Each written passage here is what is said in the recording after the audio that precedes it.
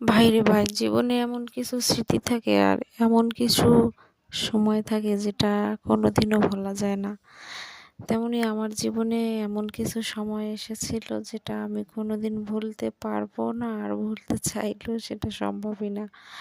Hello guys, আসসালামু আলাইকুম। কেমন আছেন সবাই? আশা করি সবাই ভালো আছেন। আলহামদুলিল্লাহ, আমি এখন বর্তমানে অনেক ভালো আছি।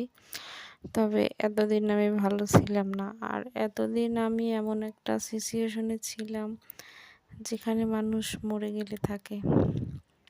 আমি ঠিক ওরকমটাই ছিলাম, যে মরার আগে মরার ফিলিংসটা উপভোগ করে রাখলাম। এটা কয়জনের ভাগ্যেই বা থাকে। হয়তো আমার ভাগ্যে আল্লাহ তাআলা লিখছিল, তাই আল্লাহ তাআলা আমাকে মরার আগেই মরার পরীক্ষাটা নিয়েছে।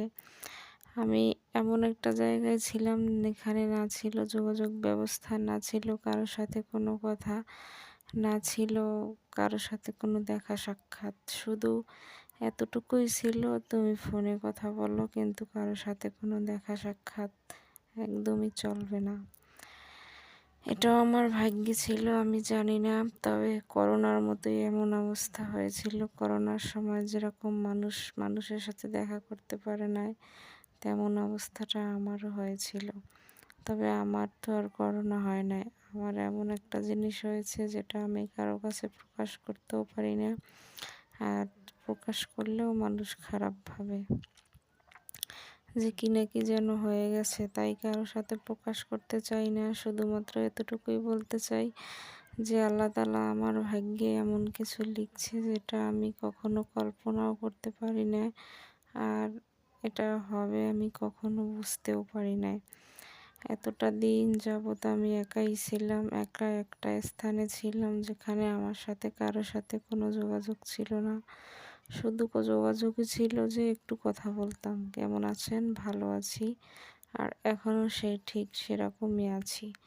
এখন তো বাসায় আছি, তাও আমাকে আরও 10 দিন একাই থাকতে হবে। কারোর সাথে কোনো কথা হবে না, শুধু দেখা হবে দূর থেকে।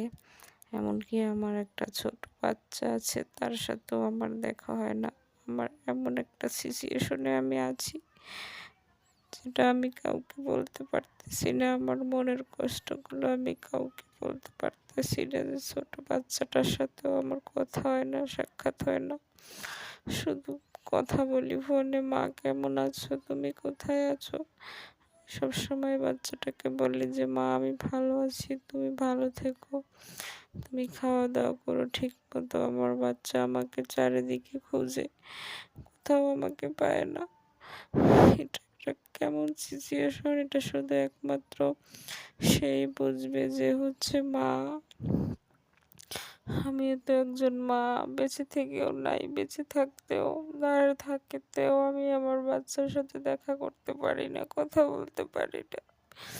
শুধু ফোনে কথা বলতে পারি যে মা তুমি কেমন আছো, আমি ভালো আছি, আমি আসবো, কিছুদিন পরে আসবো।